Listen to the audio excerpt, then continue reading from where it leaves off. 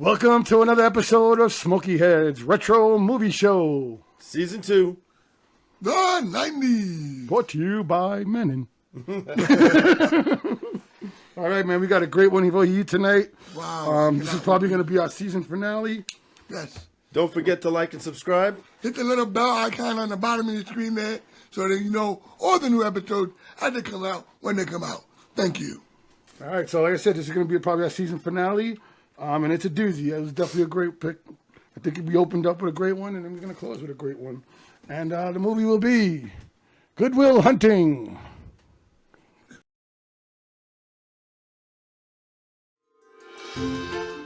On the campus of one of America's leading universities. There is a problem on the main hallway chalkboard. It took my colleagues and I more than 2 years to prove it. And I'm hoping that one of you might prove it by the end of the semester. The most gifted mind to ever enter its classrooms. This is correct. Who did this? Is the person who cleans its floors. Well, I just need the name of this guy who works in my building. Got this job through his PO, you can call him. P.O.? Parole officer. Meet Will Hunting. I've been looking over this rap sheet of yours. Assault, theft, resisting. I've spoken to the judge, and he's agreed to release you under my supervision. Really? But you have to meet with a therapist every week. That's pretty good. For the first time in his life, he's about to meet his match. How many shrinks you go to before me? 5. This boy's genius is unparalleled. I need someone who can get through to him. Yeah, let's do it. I'm pumped. Let's let the healing begin. I went on a date last week. Going out again? No. This girl's like, beautiful. She's smart. She's fun. She's like perfect right now. I don't want to ruin that. Maybe you're perfect right now. Maybe you don't want to ruin that. Have you talked to him at all about his future? Give him time to figure out what he wants. This boy has that gift. Can you imagine if Einstein would have given that up just to get drunk with his buddies every night? Some people can never believe in themselves. I can't learn anything from you unless you want to talk about you. Until someone believes in them. You can do anything you want. You are bound by nothing. And you're sitting on a winning lottery ticket. I'd do anything to have what you got. And some never know how much they can have. I love you. Until they discover how much they can give. Academy Award winner Robin Williams, Matt Damon, Ben Affleck, Stellan Skarsgård, and Minnie Driver. Good Will Hunting, nominated for 9 Academy Awards. I got stories for this one for days, so this is going to be a fun one. I gotta tell you, when I saw it, I was like, I was like, when I saw the name. When I saw, that this is what we were gonna be reviewing, I was like, but no, I actually did enjoy it though. But when I first saw it, I was just like, I never actually watched it. I just kind of, I don't know, I kind of prejudged it, Okay. We'll talk about it. I've seen little pieces of it. I'm just like, nah. Have you seen it before? No, you just said it. You just said I only seen little pieces of it. Oh. Yeah, so that's why I was just like, oh, now I gotta sit through this thing. Did you watch it on Hulu? Yes. Okay, because today they took it off. Oh, wow. What? What did you watch it on? Paramount? Yes. That's what I had to watch it on. Yeah. I watched it at work again. But I looked for it on Hulu first, and I was like, I was like, Got the door closed on me. I literally did it on Wednesday, because we had that problem. The 30th, yeah, because as the first day, they just took it off. I was like, wow. I was like, but good thing they had it on Paramount Plus, so you still would have had it back on. Yeah, well, I wouldn't have. No, I would have given you. Yeah. No, but I had work, I had to go into the office today, so it wasn't like I just, I see what you're saying. I had some time to just put it on for the day, All right, man, Jarvis, let's get the finances. The finances. Let's do it in the time. It's fucking dark in here. I still love that line. $10 million. All right. For the budget? For the budget of $10 million. All right. Opening weekend is $273,000. Okay, yeah, that's only because it was only a limited release because they were trying to beat the Oscars. That's what they usually try to do. They open it. So just to get it in there? Just to get it in there because they got to get it in before the end of December. Did you see you didn't say the opening night, did you? Gross is $138 million, which is North America. North America. But worldwide, it was $226 million. So from a $10 million budget to 260, yeah, I'd say that. No wonder they wanted to make Good Will Hunting too. Oh, Hunting season. And you know what? The whole time, you got to watch that again now because now you're gonna get it. Now you're gonna get the jokes. oh yeah, I forget it. The whole time, all I kept thinking was, Jay and Silent Bob. You know, Exactly. Applesauce. Now you get the joke. On the radio playing was That Boy Is Mine by Brandy and Monica. Okay. So you didn't say that, you didn't do that for the last one either. No, about the year. The year that was made. That's why I asked you before. I was like, yeah, you told me it's 99. No, this one is 97. I know that for a fact. This one is 1997. Yeah. Oh, it's weird because I said 98 and 97. Why did what I just explained? Well, December yeah, they limited released, right. and then it was wide release in '98. But they had to get it in there in time to get it for the Oscars. Okay. Yeah. So that's why you see a lot of movies like they'll try to come out the last couple of weeks of December that want to try to be Oscar bait. You know. Yep. Speaking of Oscar bait too, I mean Miramax. If we think about it, how many movies did we do to Miramax just the last couple of episodes? Yeah.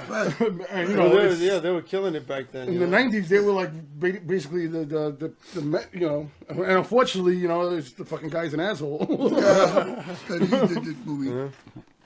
But all right, Jake. That's what happens when you get power. You start abusing it, So, but all right. So let's go to the director, Gus Van Sant. Go ahead, Lewis. Tell us. All right. So we all know he made the well-maligned Psycho remake, the shot-by-shot remake. I could watch it. I didn't think it was horrible. He was best known for My Private Idaho and Drugstore Cowboy. Two movies that I have never seen that I have to make sure I go see now. He did after he did this. He did these other two movies that I saw that were really, really good. One was called Elephant, which was basically based on Columbine. Oh, okay. The students that were shot. Yeah. So the whole movie is like just high school that day. And it's just like the camera's just going from one person. He loves taking long shots, long quiet shots. That's the only reason. And it just goes from one class to the other, like the one group of students, and not realizing that by like this certain time, these kids are gonna start shooting up. Yeah, these kids are gonna start shooting up. Very, very good, well done movie. Okay. It was a one time only, but I mean it was still good. Right. The other one was called Last Days, and again it was another one based on something else, and that one was based on Kurt Cobain, lead singer of Nirvana. Oh wow, that's it. But it's not him, but it kind of is. You can tell. Yeah, you could tell that because he Courtney Love didn't want to give him the rights to it, so he just made his own movie of it. But they changed the names and everything. But it's the same basis. It's the last 2 days or 3 days of Kurt Cobain's life before he killed himself. And it shows Mert Cobain. All right, let's hit that cat. The writers, Matt Damon and Ben Affleck. I mean, they were in their early career making this $225 million. Mid-20s. Yeah. So they wrote this script. It took them 5 years to write it. And they just kept playing with it and playing with it and playing with it. They weren't famous at all. No, that's what I was saying. Yeah. Like to make that kind Matt of Damon did School Ties. Remember that one? Yeah, I remember that. Oh, wow. Ben Affleck had done Mallrats. And he auditioned for Mallrats. Okay. That's how much he was a unknown actor. So there's a great story, if you didn't notice in the beginning. But they were trying to sell the script and everything. They finally sold it to Castle Rock. So Castle Rock was owned by Rob Reiner, who did Misery. Yeah. And he opened up that studio or whatever to make these movies. They bought it. They said, we learned from Sylvester Stallone that and somebody else that I'm not gonna Chaz Palminteri, that we're not gonna sell you the script unless we're in it. We have to be in the movie. Yeah. So they finally made a deal with it. They bought the script for $800,000. But they sat on it for a long time. They couldn't find the right director or whatever, and they wanted Gus Van Sant, but they couldn't get him. Right. So finally, Kevin Smith was auditioning Ben Affleck for Mallrats, and he tells him, he's like, yeah, he goes, congratulations, I saw in the papers that you sold your script or whatever. He goes, oh, thanks or whatever. He goes, what's it about and everything. So he's like, I'll give you a copy. So he sent them a FedEx of the script, whatever. Kevin Smith said he sat in the bathroom to read it. He goes, I sat in there for 2 hours reading the whole fucking thing. Because I came out, I'm fucking bawling and shit like that.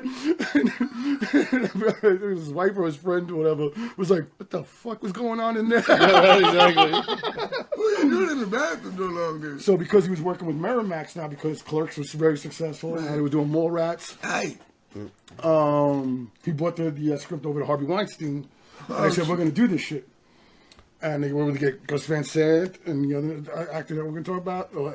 And boom, history was made like that.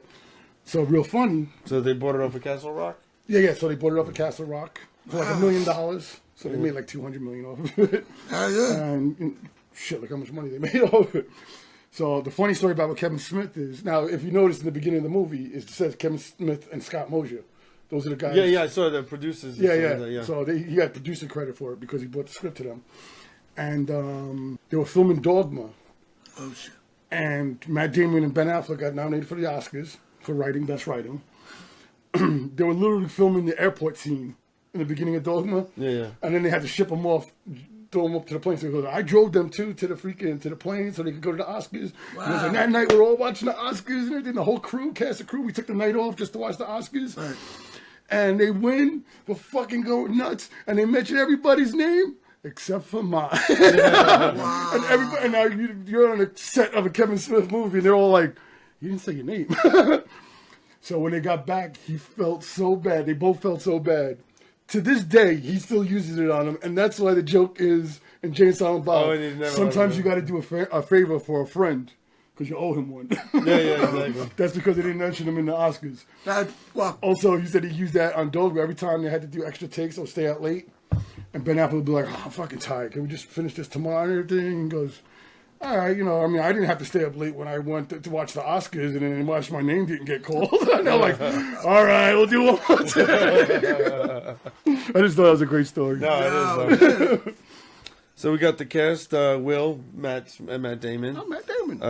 Chucky, Betts, Ben Affleck. The fucking we talking about the Boston accents are the best. Oh yeah, holy shit! They called it Salvi. I was saying, I went to Boston, and the only thing I wanted to see was some people speaking with damn Boston accents. I couldn't find anybody. So it's the South Side. I was gonna say, and then I realized, I guess I have to go to the South. It's the Irish ghetto, basically. Yeah. That's what you see, like the Irish and the Italians are fighting or whatever. Yep. Saudis, yeah, they call. Yep. So and that neighborhood was where they're from. So everything they based in this movie was based off of their shit. Right. So I got more stories about the. We got Stellan Skarsgård. Yeah, he was great, man. Lambeau, the professor. Yes. He was in Thor. Yeah, he was in a lot of movies. Yeah.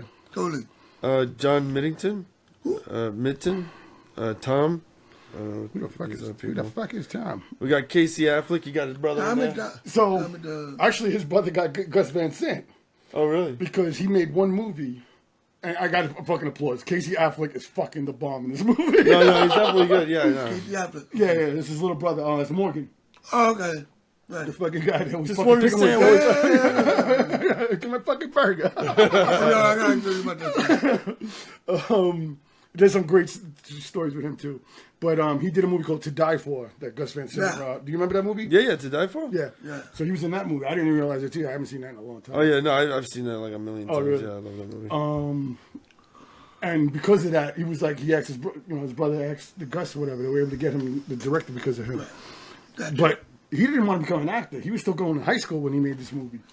He was doing his homework and shit like that. Gus Van Sant was like, this kid is fucking good. Like, he's doing this shit on his own. And it's like, he's going to be a big actor. He should become an actor. And he was like, I don't know yet. Whatever. And he said, just because of his head got inflated because of Gus Van Sant, whatever. Oh, that's cool. He stuck with it, yeah. What's it called? We got Minnie Driver. Skylar. Of course, Robin Williams.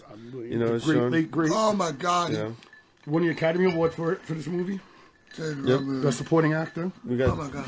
He beat somebody else for it too. It's another big actor. Yeah, so this movie got 2 Oscars, one for the screenwriting. Yep. And it was nominated for 9. For the best supporting actor. Yeah, it was nominated for 9. Yeah. Was it? Yeah. Oh, okay, so 5. Well, 5 of the actors got nominated. Yeah, but altogether, like technical stuff. Yeah. No, it was just nominated. They didn't win. They just only won the 2. I think the only one you're missing is Cole Hauser. And, Yeah, I was actually. He about was to in say that. he was in that 70s not that 70s show. Days of Confused. yeah, The blonde hair I was guy. gonna say yeah, it was in with Ben Affleck. Yeah. Picking on the kids. So they were all really good friends, and that's why they all make sure that they all stuck together and they had them. Right, So right. everybody in that movie, all the extras, they're all fucking people they know from the town. 'Cause they're from that neighborhood. Good shit. Yeah, so Bring it back to the people. exactly. Yeah, so out of all awards and everything like that, it has 25 wins, but it had 61 nominations. That's crazy. Wow, that's I can see why. From all like the film I- festivals, and, definitely see why. Golden Globes, all that kind of stuff. All right, so let's get started, man. Let's just All right. put some time into that. All right. So the movie starts off, you know what I'm saying? Because it goes. Well, before that, it starts off because it bookends it. Yes. Is Chucky picking up Will? He's going to pick him up in the morning. At the house. At the house. Yeah. At the house. Yeah. Which is what he Yeah, does through the which whole is movie. great. Yeah. He does it through the whole movie. I love that. Yeah, every morning he picks him up It from put work. morning. It puts you in that perspective and that mindset, like, okay, he's going to pick him up. Start of the day. And now we go to the professor, and he got this. They're doing these like theorems and shit like that, theories and shit like that. And he puts one up and he says, "Anybody can answer this. Only 2 people in the world or something like that can answer it. Yeah. And if you win it, you'll get you'll be on MIT magazine and shit like that. All kinds of crazy shit. Big thing. Will is the janitor there at the school. They're in the bar. With, they introduce all characters, whatever, all of his friends. Right. And it's so natural. Like, it's just like regular fucking guys hanging out. And they're a bunch of hooligans, too. Yeah, you know? exactly. Exactly. That's why I felt like it was probably based off of like them just hanging Yeah, out. like the girl he says, he's like, "Hey, how come you didn't give me none of that hoochie boochie last night?" I'm not making you with that 2-year-old dick. Yeah, she says the Irish curse. The Irish curse. Just, I forgot the line. But now they go back to Will leaves early or whatever because he's tired, whatever. And he goes home and he starts doing the fucking formula. He memorized it. The Because, chalkboard when you walk by.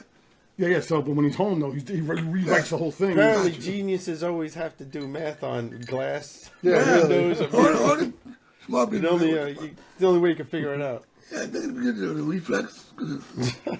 So he goes home. I mean, goes back to work or whatever, and then he solves the formula. They start talking about. They go back to the bar now.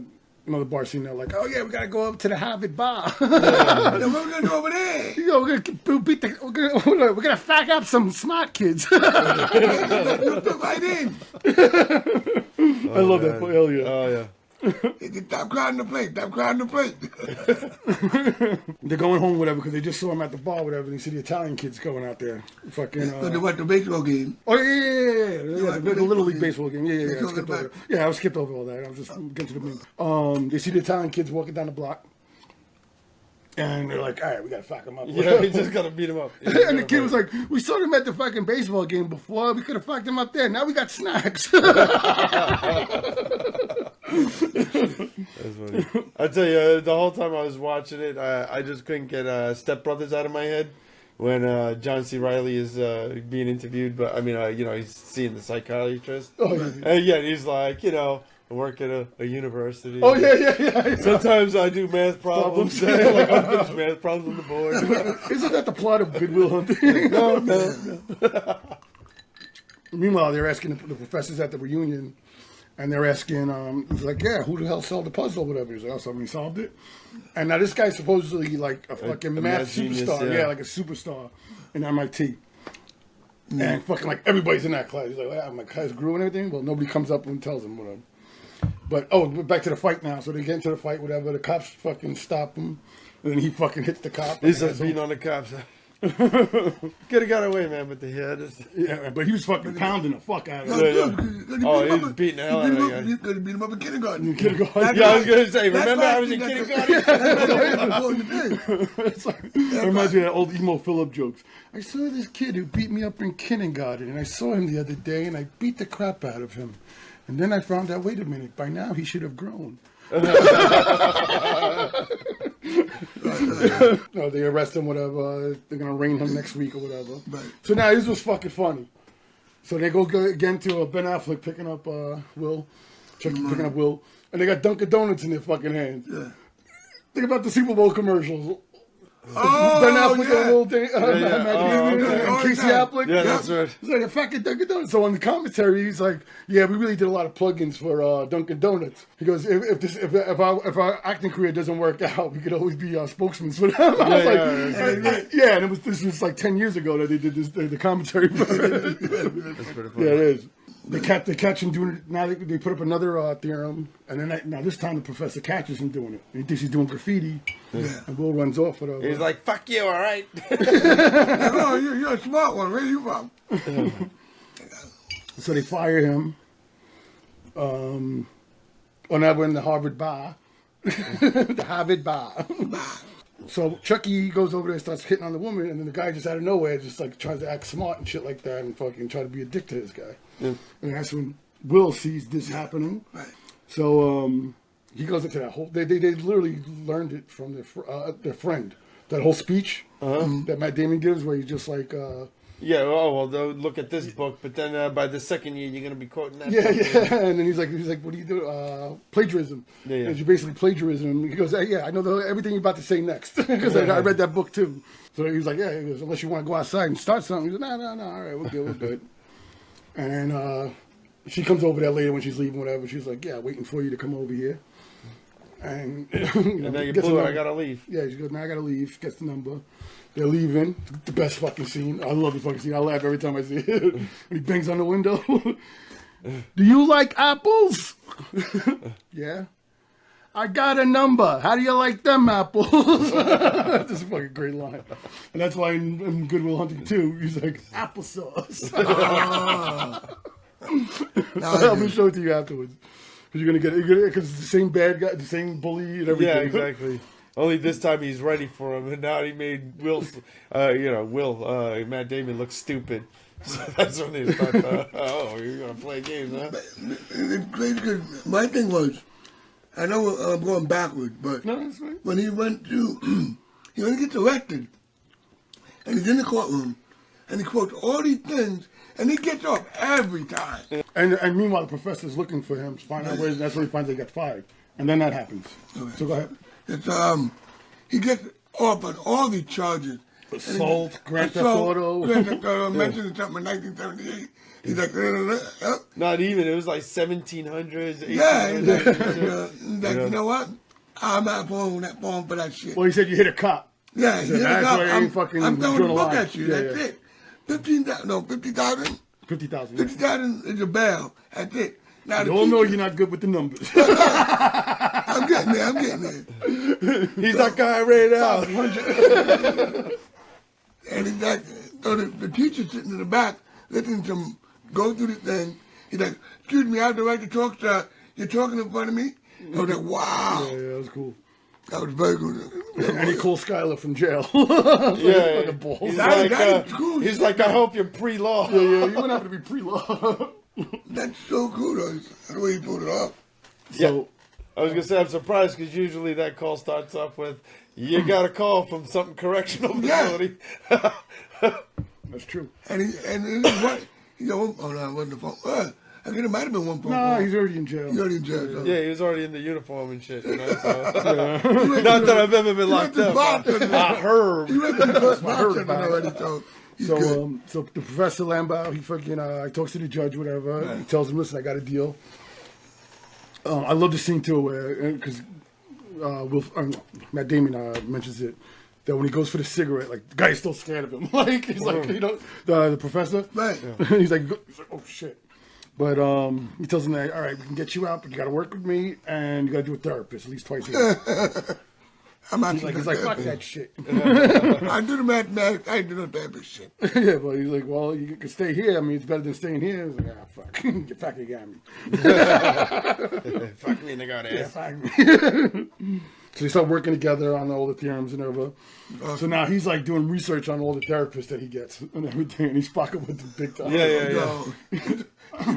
Like, you about to jump me what? Yeah, jump me as soon as I walked in here before or something like that. You gonna jump my bones before? No, this is the funny part.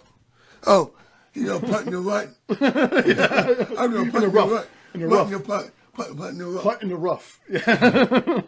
Then the next guy does the same shit to him and fucks with him. None of the therapists want to work with him. Oh, he does the hypnosis guy. Yeah. And he starts doing the lyrics to Afternoon Delight. That was pretty good. Yeah, come on, one more line. Afternoon Delight. So he's like, all right, we got one more guy. He's a former roommate, whatever. So that's when you meet Sean. Robin Williams, yeah. Meet Sean. They obviously have bad blood with each other. Robin's wife Like died. competitive blood, you know? Yeah. Well, I mean, you can see like right away. Not even the competitive. There's just like some kind of like tension. Yeah. There's like a tension Yeah. between them. You find out Sean's wife died. He couldn't go to see him or whatever. I'm sorry because he was in Paris or something like that. He's like, yeah, whatever. But that's the main thing. So I could see why he won this award, knowing what we know now. Yeah. Because we all know now that Robin Williams was in a dark place. Right. In real life. Right. And you could see that in his whole movie. Right. In his eyes. Holy fuck, man. I told him, I watched it 3 times in the last fucking 4 days. I watched it once, then I watched it to make notes, commentary, and then I watched it again today just to make sure I got it fresh. Yep, that's 3. And you didn't run out of fingers. He's like, I did it. Now I'm going to do it one with the move. You scratched my disc in broad daylight. Exactly. Broad daylight. Like, should I leave it up or down? That was good. That was good. But he went to 5 different shrinks before he picked Sean. And so he's like, all right, cool, I'll go do it. He has the session or whatever. And every time he questions him, he like diverts it. So he's like, so what did you do this? So you got a lot of books. It's like, he won't answer any of his questions or whatever. And then he sees the picture. And he starts analyzing the picture or whatever. He's saying it's like a rip-off of some other artist or whatever. And then he just turns and he says some shit like, your wife probably left you or something like that. So he talks shit about his wife. Yeah. The fucking anger in his his eyes, just like whatever's behind here, his eyes is fucking there on his screen, man. And he fucking reaches out and chokes him. And Matt Damon said, he reached out and choked me. He said, give it to me. He's like, yeah, I want this to look as real as possible. You disrespect my wife again, I will end you. Yeah. I will fucking end you. And you can see him turning blue. Because he's choking that one. Especially as the writer, I'd be like, choke me, make it real.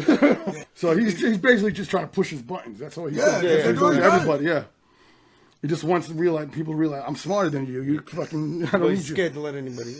It's like, that's what we start finding out. Back up for It's a coming of age movie. I'll see that motherfucker at 4. So he sees him again, whatever, and he starts telling him about, he goes, yeah, I thought about everything that you said. And I was like, yeah, you know about Michelangelo, but have you ever seen the Sistine Chapel and smelled it, what it smells like, whatever? Or got laid 1,000,000 times, and have you ever had love? You know what I'm saying? It's like all that shit like that. So he goes, and then I just realized, it's like, I was fucking mad all this fucking time, sleepless nights, and then I realized, you're just a fucking asshole kid. He's like, you're just a cocky jerk-off kid. All I see is a scared, shitless, cocky kid, but you're a genius.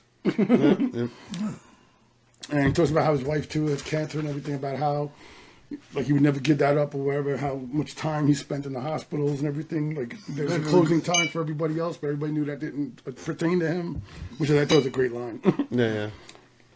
He said, your move, Chief. Like I keep calling him Chief. So Chucky gets him a job at the construction yard or whatever, so now he's getting there, whatever. Now they go to the next therapy session. Okay. Well, no, I'm listening. They go to the next therapy session now, and then that's when the clock is just ticking and they're not talking. Nobody's talking. And nobody's giving in. Yeah. He's like, I'm not going to give in to him, you know what I'm saying? Right. And not let him think I'm weak or whatever. And then he's doing the same shit or whatever. They had that scene with the professor who comes in or whatever, and he's showing him all the theorems that they're doing and everything. And the fucking professor looks like beaten. He's like, holy fuck. Like, he's oppressing everybody. Because, I fucking work so hard on this shit, and this kid comes along. Yeah, it just comes so easy. Yeah, he even says that towards the end. He's like, "This shit's fucking boring. It's easy to me, you know." It's like, I'm not gonna be. You're struggling. Yeah. You know? Yeah, he goes on a date. Yeah, he goes on a date, whatever. They have a nice, cute date, whatever. Now he goes back to the other session. Now they start finally talking, and he tells that joke about the plane or whatever. And then he starts talking. Is that the scene where he starts talking about his wife farting? Yeah, that will break the ice. Yeah, so they said the whole crew had to run out of the door because he made that up. That was all ad lib. One thing that was great about this movie was a lot of people added their own stuff into it. And they said, feel free to do it, whatever. Yeah. Especially if you're Robin Williams. You're Robin Williams. So now they would take like 1 or 2 takes each because they knew the script so much because they've been rewriting it so long for 5 years and they've been waiting for this. They said they literally played every part, like they practiced each part with each other. So like they played every part, each whatever. And Robin Williams would take like 8 takes because he always wanted to try something different. Let me try something different. Oh yeah, that's what it was. Yeah, he tells her about the fuck because he's like, yeah, I met a girl or whatever. And he's like, tell me about it. And then that's when he tells about that she likes to fart. she was farting when she was nervous. she would wake herself up and everything. I was like, oh yeah, that was me. Because I didn't have the heart to tell her. That's funny. But he says it's the little things in life like that. He goes, she's been dead for 2 years, was it? And only thing I could think about is something about stupid as her farting. Yeah, exactly. Now he takes her to the dog track. They go on to another date. That's when he starts telling her about he's got 12 brothers and shit like that. He doesn't want to take it to the house. He named them all. Yeah. That reminded me of Ted, right? Twice, yeah, right. Yeah. It's like it's a double name. So now we go to another session, and now he starts talking about his wife. Now he's opening up to Will. So it's a beautiful fucking thing because they're healing each other. Yeah, definitely. Because, Sean is a broken man. Yeah. Who lost his, and it's like you said when he flipped And he closed himself out. He closed himself out, and the way that Will is closed out, because Will was abandoned as a child. And abused. By many fucking foster parents and shit and everything. And they beat the shit out of him. Yeah, oh yeah. But he tells him the story. That's a fucking great scene. Where he tells him the big game from the World Series. The Boston Red Sox or whatever. And he's fucking running around the thing. Like he's just oh, he's throwing the ball. And he's getting so excited about and I missed that all so I could have a drink with this girl. And they asked him, you gonna come see the game? And he's like, no. What the fuck wrong with you? He says, did your friends fucking give you shit for that? He's like, no. He's like, I bought the ticket, I took it over and said, you know what? I'm not gonna go. He says, I gotta go see about a girl. Yeah, I was about to get that. He just took too long to get that. Right. You were explaining the same sentence that it says in what's it. He says, I gotta go see about a girl. And he starts making fun of him. He was like, your fucking boys let you fucking say that? What, you fucking crazy? That's fucking stupid. And he goes, no, that's what it was. And look, I spent the rest of my life with her. I never regretted any minute. So she wants to, now Skylar wants to meet his friends. And they finally go out to the bar or whatever. Everything's always an Irish bar. Always Irish music playing in the background. Usually anytime you hear about there's a Boston type of story going on, it's usually in that kind of a setting. Dropkick Murphys. Ben Affleck tells the uncle story, so now he's telling the uncle story. Morgan keeps fucking in. A fucking gunshot. He's like, would you shut the fuck up? The director told him, because he was his little brother in real life, keep interrupting him. They did one shot with him telling the whole story, and then he did another shot where he kept interrupting. He was, don't worry about it. Now, Casey Affleck was doing a lot of shit on his own. What I forgot too is he ad-libbed a lot of shit too and just did shit on his own. But they were like, we didn't tell you to do that. But so the scene when he first meets Skylar and Morgan's talking to Will, and then Skylar comes over there and he's like, I waited 45 minutes for you to come over here. But before he says that, he's sitting there, he's going, yeah, so this fucking fat bitch and everything, she's telling me that I got a hairline. I'm like, fuck you fat bitch. And then she comes over there and he goes, I swallowed a bug. And he runs away. Makes no sense at all. But it's a good opening because it gives it time to... No, there was a reason for it. Him and Ben Affleck and Matt Damon always used to watch Hearts of Darkness, which is the making of Apocalypse Now. Oh, okay. And for some strange reason, Marlon Brando was like, I got no words for this, I got no dialogue for this part or something, some shit was like that. And all of a sudden, out of nowhere, he just goes, I swallowed a bug. And then he just gets up and walks off the set.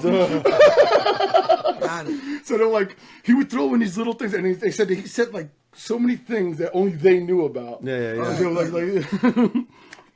but so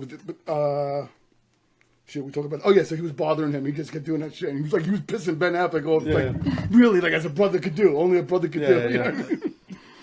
And then she tells a joke. Say maybe we'll release the extended edition of the podcast where Lewis edits out all the fights. You don't have too many fights. I'm just kidding. And they're over with it. It'll be like the bum fights DVDs. Like, why you talking? I don't get the joke. If you talk back to the questions, you would get the joke. So then she told a joke, and now you see like she's cool as fuck, man. Like everybody loves her. So now he's getting job offers. They want him to go in the job offers, whatever. He thinks like Will could be the next Einstein. Because the professor and they go to the meeting. They go to the bar. And they're talking about the different, like Einstein, all the different scientists. And they ask the bartender, like, hey, do you know this guy? No. Yep. You know this guy? Yeah, I know that guy.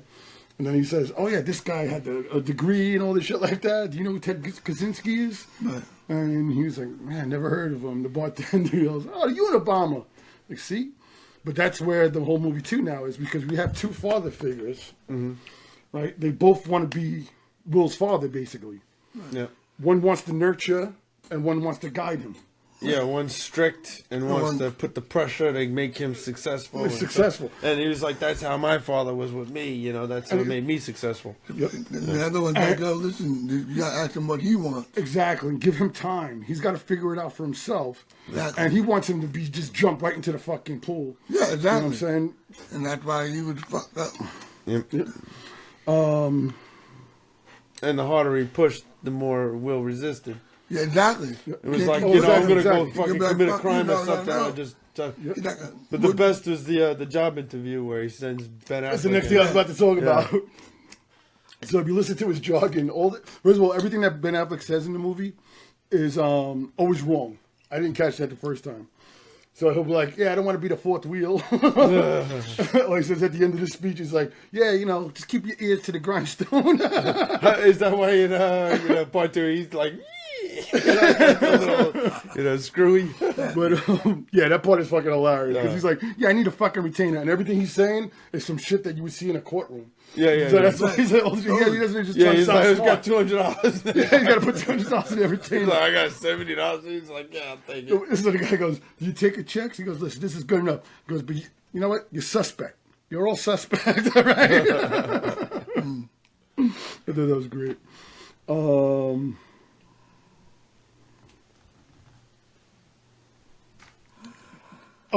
they go to they're having dinner or lunch outside.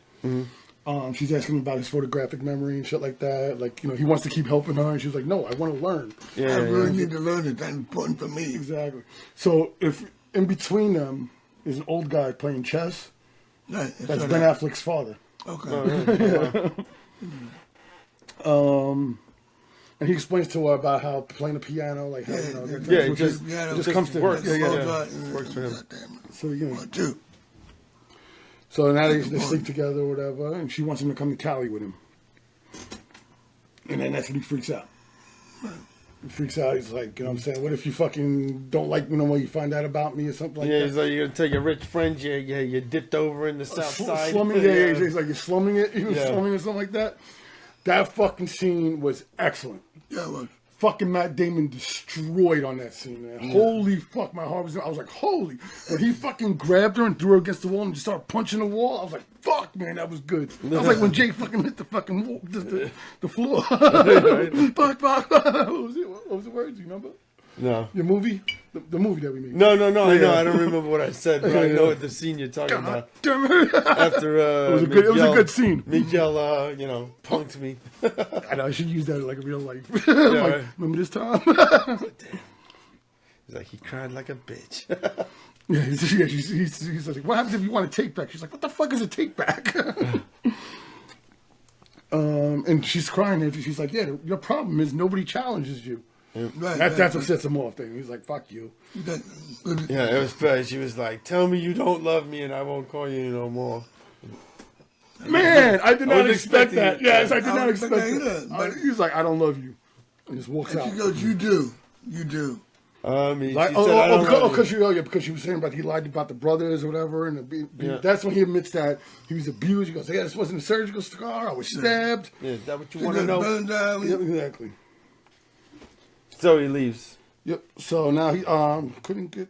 Oh yeah. So he tells her, he goes, "What happened to the meeting or whatever?" He goes, "I couldn't go, whatever. I had a date." So I sent my chief. He said, "No, I sent my chief negotiator." Yeah. My negotiator, yeah. And he has a second interview too with another business, and he fucks it up, right? The NSA one. Yeah. No, not yet. That's but the part's coming up where you were talking about before, about when he burns the paper, because he's he's getting pissed off at the professor now, and he's like, this shit's easy for me. You think I want to do this? Like, this is nothing to me. I don't want to be telling people what to do the whole life. Yeah, I don't want to explain. Explain. That's what exactly. And he burns it, and he fucking like. He goes, "No, I don't even care about this Yeah. shit," and he burns it. And he fucking goes nuts. Like, Well, his yeah, whole because life he says he can't figure He it can't out. figure it out, exactly. And it just comes so easy to Will, so. And that's when Matt, And he's Rosie's like, "Yo, man, you're pathetic." And Matt No, doesn't not so much that, but it was more that he's kind of giving him a fucking. The professor's like telling him like, I wish I didn't meet you. Yeah. Because there's many nights that I didn't sleep. Knowing that this, Yeah, I don't think Matt Damon Will thought he was pathetic. It was he's just pissed off, and like Jay said, he's closed off, and he's starting to realize it more and more. Just like SSC Punk, he's growing up as the movie goes on. and he don't want to feel, so as he gets closer to people, he pushes harder. pushes away. hard, and that's why he did that to Skylar. defense mechanism. Yep, exactly. I'm a favorite fucking scene, another favorite scene. You hear that sound? Morgan, are you watching porno on my mom's room again? He's like, anywhere else there's a VCR.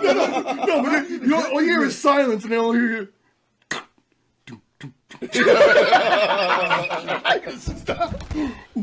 My bad. Yeah, what you saying about the VCR? No, that's what he's saying. You hear him say. He's like, where else in the house there's a VCR? Did you use my fucking glove? That's my Little League glove. No, you didn't put a cleaner.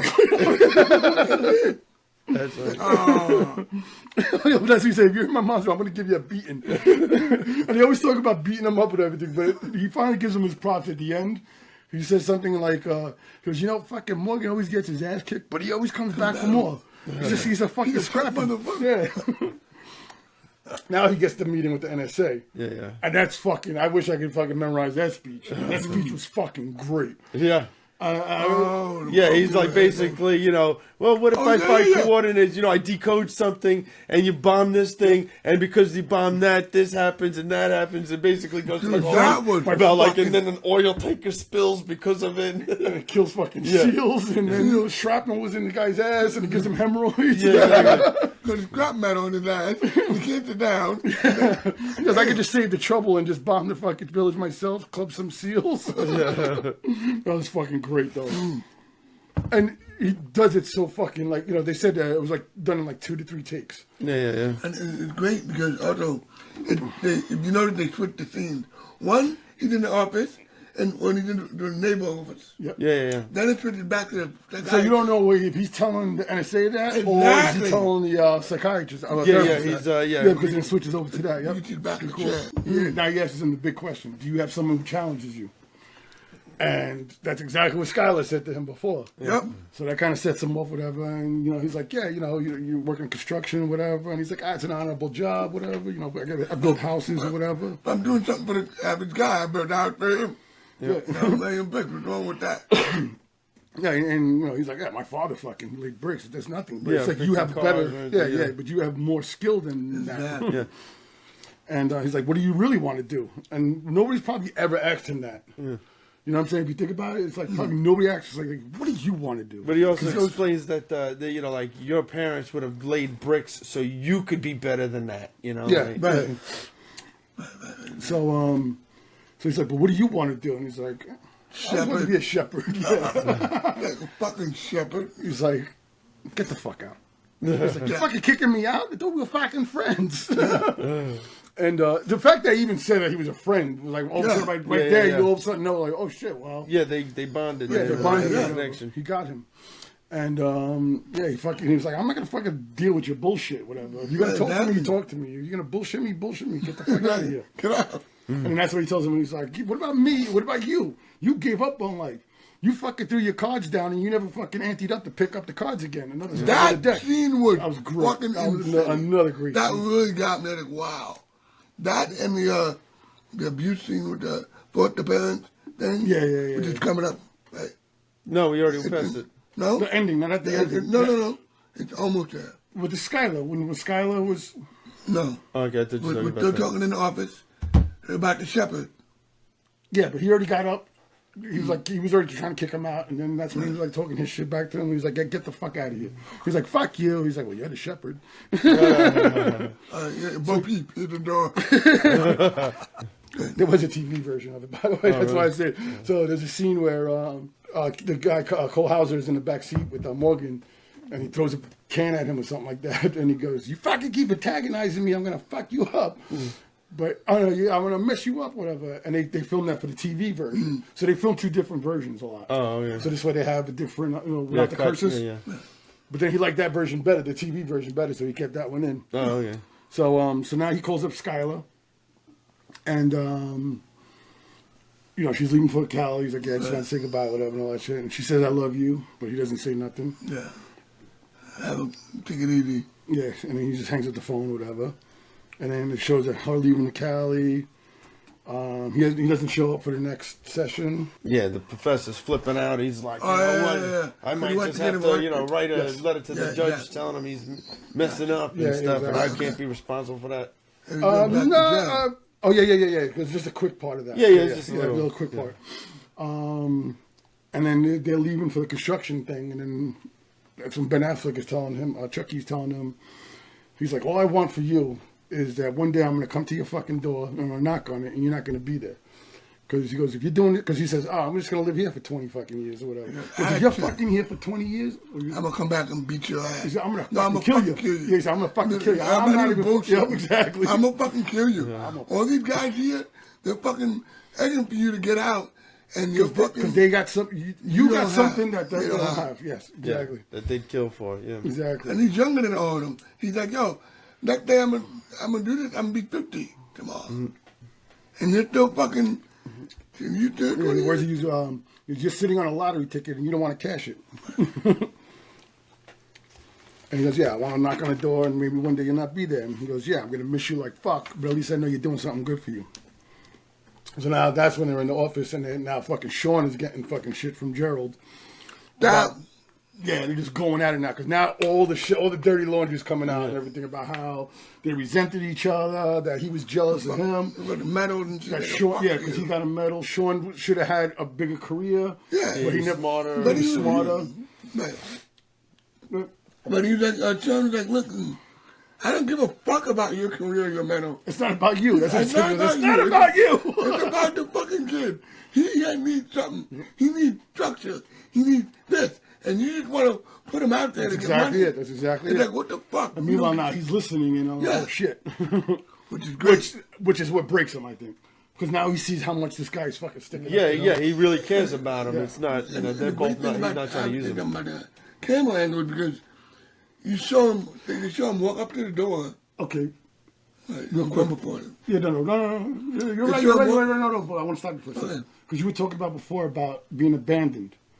That's the scene where he talks about it, where Sean is telling Gerald, he goes, the kid was abandoned, that's why he doesn't trust anybody. And shit like that. I don't know if that was the part you were talking about. Somewhat. It was about the being that you're an orphan and being abused. Yeah. So that's coming up. That's coming. That's the scene. Yeah. That's why I didn't say that. But he wasn't having abandoned issues. Yeah. Well, he was trying to explain it to Gerald, because Gerald doesn't understand. This is my job. You do your shit. Yeah, he was listening, whatever. And that's when he's like, he goes, hey, I got a report for the judge, whatever. And when he opens it up, you see all the bruises and shit like that and the beatings and everything. And that's when they start comparing that his father beat him. Yeah. And that's what you were talking about. And he said, my father beat me, whatever. And he would lay out the weapons. Yeah, the belt or the wrench. I would have took the belt and then it was no. I took the wrench. Fuck him. Yeah. And I can take whatever you give, motherfucker. Yep. And I still get up. And then the fucking scene comes. I don't know, man. You ain't a fucking human being. You ain't not a human being, man. The second he says it's not your fault, I was like, that's good. And he was like, yeah, I know. It's not your fault. And he just keeps edging closer and closer. And I don't, it's like symbolic of somebody that's actually getting close to him. Yeah. You know what I'm saying? Breaking through. Yeah, good call. Breaking through and everything. And then he just keeps saying it over and over again. And he's like, fuck you, man. Don't do this to me. Not you. It's not your fault. It's not your fault. Said I wasn't gonna cry. I fucking was Niagara Falls, man. Because fucking he finally breaks down and cries and he just hugs him and fucking crying. I was like, that's it. Now all of his problems are solved. Such a fucking pessimist. I was like, all that mental shit. You're such an evil fuck. It's a deep thing. It was for me, especially. I'm sorry. Yeah, of course. Because I was in that system, not so long, but I was in that system, and it sucks because you don't know where you're at. You don't know why you keep getting thrown at different families. What's wrong with me? What's wrong with me? And there's nothing really wrong with you. Really, it's not your fault, bro. It was awesome. It was amazing. That's why it's too close to me for home. That's why I bugged out on that film there. Like I said, I think anybody can fucking relate to. The whole point of it's not your fault is that, it's just like sometimes we blame ourselves for things, and that's why we act out the way we do. Right. Yeah. So now he's on a train ride, just thinking of whatever. Now he's just like breaking everything down in his head. You can see that and everything. And he finally goes on a job interview. Yes. Yeah, he takes it, Because the doctor gave him his phone number. Oh, no, not yet. They're not leaving yet. No. He takes the job interview, and then they have the next session or whatever. And he says, yeah, look, I took that job at McNeil. He's explaining that to him. And then that's when he says, I have to put the cards back on the table. Yeah, that's what you decided. That's this is your last session. I'm going back out. I'm starting to travel. Yep. And then he's like, yeah, I got the job or whatever. He's explaining all that and everything. And then we cut over to the birthday. His birthday and shit like that. 21st birthday. 21st birthday. Yeah. Wow. So I was telling him before. So Matt Damon and Ben Affleck were 24 and 26 when they made this movie. Okay. So they wrote the script when they were like 19 fucking years old. Yeah, 19 and 21. You know what I'm saying? That's fucking real. You know what I'm saying? And then win an Academy Award for it. Right, exactly. And $225 million. And yeah, really. Yeah, that's what they said too. It's like everybody fucking was just so happy that we made so much money for everybody. They fucking killed it. That's why it was easy for Ben Affleck to have a directing career. You can get anything after that. I fucking first of all, Gone Baby Gone. I forgot he directed. Oh wow, yeah. And Casey Affleck is in that. That's the first time I ever noticed Casey Affleck. Oh, okay. I didn't know who he was before that. And that's a fucking great movie if you've never seen it. What is it? Gone Baby Gone. Oh. Yeah, it's an excellent movie. Morgan Freeman. Excellent movie. Gone Baby Gone, okay. The other one he did was The Town, which I haven't seen in. Oh, wow, yeah. The robbery. The Town? In Town. The Town. The Town. Okay. Yeah, it's basically, in my opinion, a better version of Heat. I could get some better heat for that. Of Heat, okay. Yeah, me and Jason have a thing about Heat that we just don't get it. The love. It's 3.5 hours long. The opening scene, the whole. Yes, that's the shit. It's great, yeah. Yeah, so they got him a car for his birthday or whatever. Piece of shit. I like that. So again, another funny. Oh, that's what I forgot to talk about. When they first meet up with Skylar, the friends at the bar, and they're telling jokes, and they're leaving the bar. And remember, like Ben Affleck says, Chucky says, you could take my car to take her home, whatever, but you got to. But you see fucking Morgan walk by really quick with like this sleeping bag of a fucking winter coat. Like it's huge. It's like long, and you only catch it in the background, and it walks really fast. They said they were trying to stop him from wearing that coat, and he found it in the dressing room. He's like, "Nah, I'm back at wearing this fucking coat." And the dressing room literally was chasing him, and he ran up to the set and did a scene. Oh, that's funny. I was like, "That's fucking great." Yeah. And then the other scene was they were like, he's like, "Yeah, I did all the body work and the motor and shit like that." Morgan. Yeah. And I was like, "Oh, you finally got a job." He's like, "Yeah, well, I'm back at square one now." No, I gotta go way back. Remember I asked you for a job? You said you didn't have a job? Yeah, that was yesterday. I memorized that movie from the last 3 days. I was like, because that was the one I was concentrating the most on. Because I was just like, this fucking movie's just so fucking great. No, I was thinking when you were talking about the car and stuff like that. I looked at that engine. The I was old just school like, car, right? I was like, that's got like the bare minimum to be called an engine. And this guy's like taking his car out to California. And he said it's a good car. You know what? The Impala. I mean, look at the Thunderbird made it to Rhode Island. Right. Nobody gave that a chance. Everybody's like, you guys are definitely breaking down. We definitely got a flat tire. Did we? Yeah. We got a flat tire. No, what I remember was it was the first time I actually filled up the tank, because we didn't have money. And I filled up the tank and it broke. And it dropped. So we had the whole trip, we had to estimate how many miles did we have. Oh my God. So we should have about this much tank in the tank. Yeah. So now Jerry comes and apologizes to Sean. And they're both apologizing to each other. He was like, no, I know. Yeah, me too. He was like, yeah, me too. He was like, oh, good. He's like, yeah, I'm going to go to a reunion, that sort of thing, whatever. But he's like, he's going to travel to a bunch of different places. Now everybody's leaving, whatever. And then Will fucking pulls up to, he's getting packed. He's packing. Sean is packing. And Will pulls up to the house. At the same time, I love how they segued. And they wrote it in the script like that. So it wasn't even like an editing thing. Yeah. They literally wrote in the script, now you see this, now you see this, now you see this, now you see this. And they keep going segueing. Chucky driving. Will driving, go to the house, putting the letter in, showing up in the apartment building. And he sees him get in the car. Well, he sees the car going away. You don't see him actually go. But he sees something, and he's like, what's that? What the fuck is that? He comes downstairs, and then while he's coming downstairs, Chucky gets to the door, he knocks on, and he's like, well. Nobody's there. And they said that scene was supposed to be like a 20-second scene, and then he was such a good actor at it. Where like you could see just all the emotions going through his face. Like, Totally.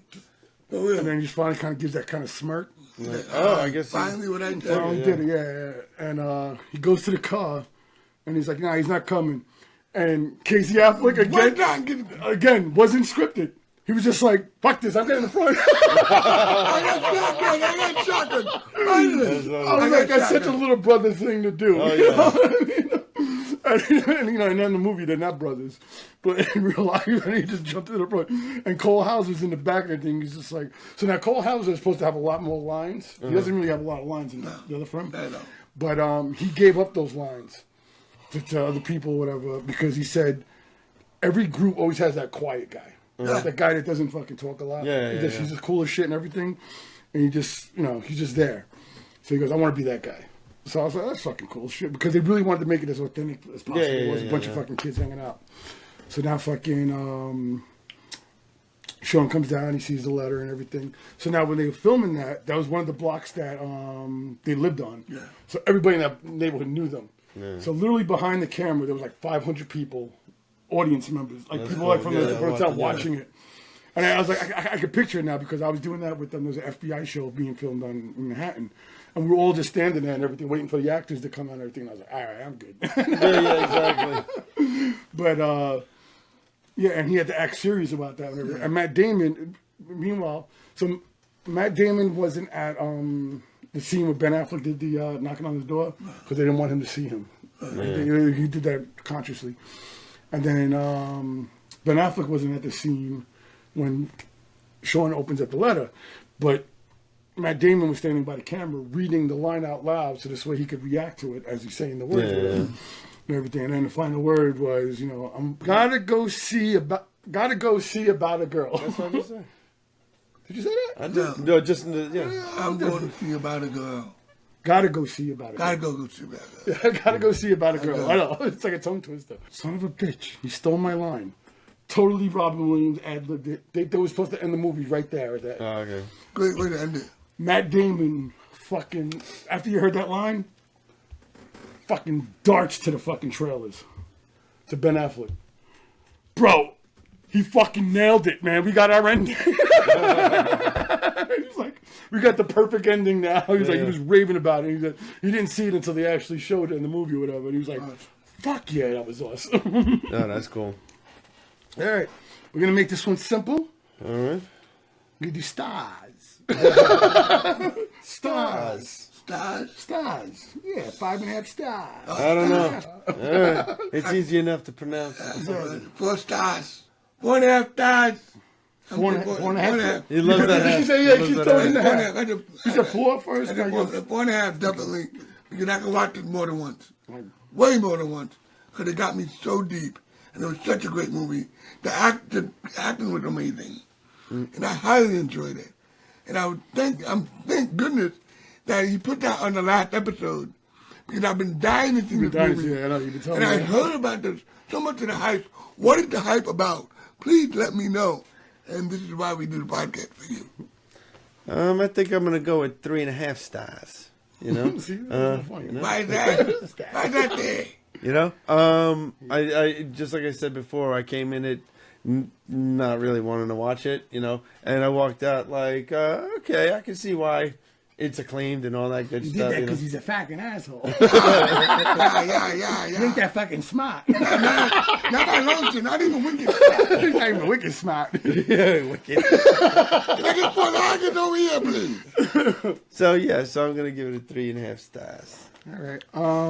I'm going for it, man. We only did this for one other movie, man, but 5 stars. 5 stars. I fucking think this fucking movie it's amazing in so many ways.